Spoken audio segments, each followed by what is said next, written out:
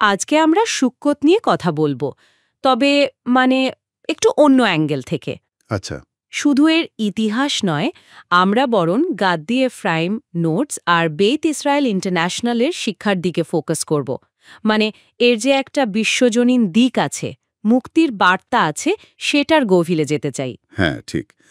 আর এই দুটো সোর্স মানে গাদ্দি এফ্রাইম আর বেইত ইসরায়েল এই উৎসবটাকে একদম অন্য আলোয় দেখায়। ঠিক, আমাদের লক্ষ্য হলো এটাই বোঝা যে সুক্কোত শুধু একটা ইহুদি উৎসব না থেকে কিভাবে সবার জন্য, মানে ওই যে ৭০টা জাতির কথা বলা হয়, হ্যাঁ, ৭০ জাতি, তাদের ঐক্যের প্রতীক হয়ে ওঠে, বিশেষ করে ওই আগত মসীহ যুগে।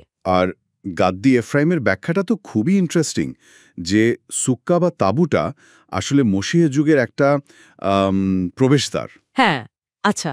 এই আলোচনায় আমরা সেটাই দেখব যে কিভাবে এই উৎসব আজও আমাদের ঐশ্বরিক সুরক্ষার অনুভূতি দেয়, আবার একই সাথে একটা গ্লোবাল রিডেমশনের মানে বিশ্বজনীন মুক্তির একটা রিহার্সাল বা প্রস্তুতির মতো কাজ করে। দারুণ। তাহলে শুরুতেই সুক্কোতের মূল অর্থটা একটু বুঝি। গাদ্দি এফ্রাইমের নোটস বলছে এটা শুধু মরুভূমিতে পূর্বপুরুষদের যাত্রাস্মৃতি নয়, না, শুধু স্মৃতিচারণ নয়, বরং এটা বর্তমানেও ঈশ্বরের সুরক্ষা, মানে তার উপর যে পূর্ণ বিশ্বাস, যেটাকে এমুনা বলে, হ্যাঁ, এমুনা, আর নির্ভরতা, সেটার একটা জীবন্ত প্রতীক, তাই তো? একদম। আর বেত ইসরায়েলের শিক্ষা এটাকে আরও গভীর করে তোলে। ওরা বলে কি, সুক্কা শুধু একটা টেম্পোরারি শেল্টার না, ও আচ্ছা। এটা বরং একটা স্পিরিচুয়াল গর্ভের মতো। মানে মসীহ যুগে ইসরায়েল আর পুরো বিশ্বকে যে একটা ঐশ্বরিক মেঘ, মানে ক্লাউডস অফ গ্লোরি, হ্যাঁ, সুক্কা হলো তারই একটা প্রতিরূপ। মানে আমরা সুক্কায় বসে সেই ভবিষ্যতের অভিজ্ঞতার একটা স্বাদ যেন এখনই পাই। বা তার মানে কি শুরু থেকেই এর একটা মানে গ্লোবাল দিক ছিল? হ্যাঁ, ওই যে রাব্বি সাদক হাকোহেনের শিক্ষার কথা যেমন, হ্যাঁ, অবশ্যই। যে মসীহের সময় সুক্কার যে ঐশ্বরিক আলিঙ্গন, সেটা সব জাতিকে কাছে টানবে। হ্যাঁ, গাদ্দি এফ্রাইম কি এটা হাইলাইট করেন? অবশ্যই। গাদ্দি এফ্রাইম তো এটাই দেখান যে এই ভবিষ্যতের ঐক্যের ইঙ্গিতটা সুক্কোতের মধ্যেই আছে। হুম। আর বেইত ইসরায়েল আমাদের ওই ৭০টা ষাঁড়ের কথা মনে করিয়ে দেয়, যা উৎসবের সময় উৎসর্গ করা হতো। ও হ্যাঁ, ৭০টা ষাঁড়, ৭০টা জাতির প্রতীক। ঠিক। বাইবেলের পার্সপেক্টিভে ওই ৭০টা ষাঁড় আসলে পৃথিবীর ৭০টা মূল জাতির প্রতীক।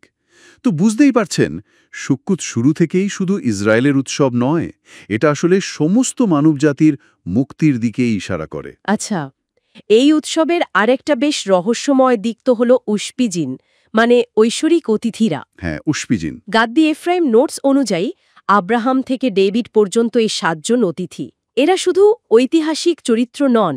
না, শুধু ঐতিহাসিক নন, তারা নাকি ঐশ্বরিক শক্তির বিভিন্ন প্রকাশ বা সেফিরতের জীবন্ত চ্যানেল। মানেটা কি এর? এটার মানে কি দেখুন, আমরা সুক্কোতে শুধু ইতিহাস মনে করছি না, বরং এই গেস্টদের মাধ্যমে আসা ঈশ্বরের যে নির্দিষ্ট গুণাবলী বা শক্তিগুলো আছে, মানে সেফিরত, সেগুলোকে আমরা যেন অ্যাক্টিভলি ডাকছি, আহ্বান করছি।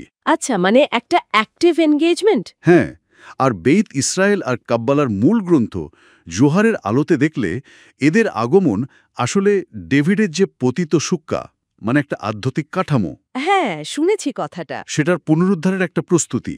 আর এই পুনরুদ্ধারটা ফাইনালি হবে মশিয়া বেন ডেভিডের হাত ধরে। ও জোহার তো আরও বলে, যখন কেউ ঠিকভাবে সুক্কায় বসে, তখন সেহিনা মানে ঐশ্বরিক উপস্থিতি, তিনি সেখানে তার ডানা মেলে দেন আর উশপিজি নেমে আসেন। বাহ, তাহলে সুক্কায় বসা মানে সরাসরি ঐশ্বরিক উপস্থিতির অভিজ্ঞতা। আচ্ছা, তার মানে সুক্কায় বসাটা তো ওই যে গিলুই পানিম বা ঐশ্বরিক মুখমণ্ডলের প্রকাশের যে আইডিয়াটা গাদ্দি এফ্রাইম বলেন, সেটার সাথে কি যুক্ত? একদম, একদম তাই। গাদ্দি এফ্রাইম বলেন যে সুক্কোতে হাশেমের মানে ঈশ্বরের আলো বা জ্যোতিটা অন্য সময়ের চেয়ে বেশি, যেন বেশি প্রকাশিত হয়, বেশি ফিল করা যায়। এমনকি সুক্কার ওই সাধারণ ছাদের আচ্ছাদন মানে সোখাহার মধ্যে দিয়েও সেই আলোটা অনুভূত হয়। আশ্চর্য। আর জোহার হাদাস, যেটা জোহারেরই একটা অংশ, সেখানে তো ফোরকাস্ট করা আছে যে ভবিষ্যতে তোরার ৭০টা দিক বা ৭০টা মুখমণ্ডল পুরো বিশ্বকে আলোকিত করবে। ৭০টা মুখমণ্ডল? হ্যাঁ, আর বেইত ইসরায়েল তাদের কাজের মাধ্যমে বিশ্বকে সেই আলোটা গ্রহণ করার জন্যই তৈরি করছে।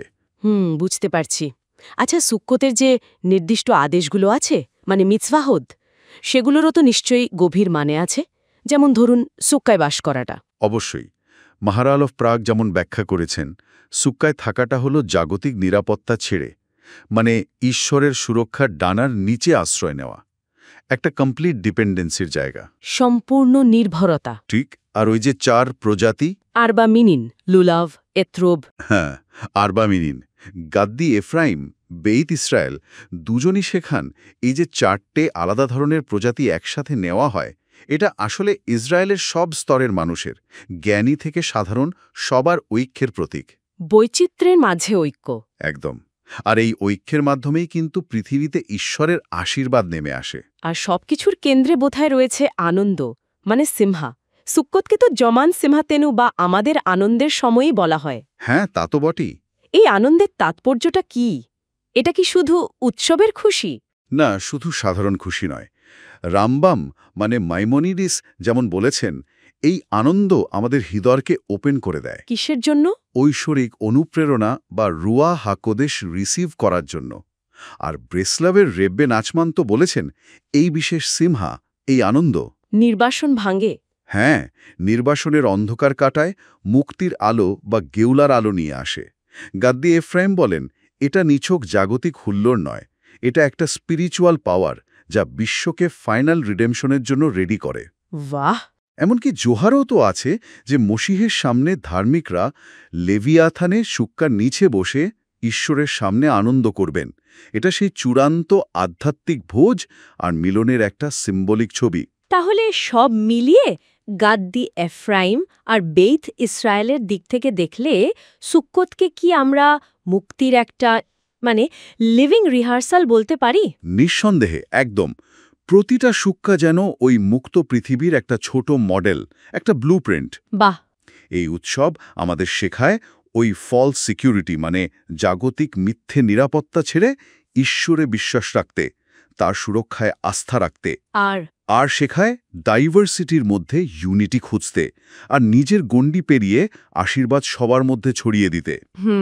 আর বেইত ইসরায়েল তো তাদের কাজের মাধ্যমে মানে ওই সত্য জাতির কাছে তোরাহার আলো পৌঁছে দিয়ে সেই ফাইনাল ফুলফিলমেন্টের জন্যই বিশ্বকে তৈরি করছে, যেদিন সব জাতি একসাথে জেরুজালেমে এসে ঈশ্বরের উপাসনা করবে, যেমনটা নবীরা বলে গেছেন। সত্যি খুব গভীর।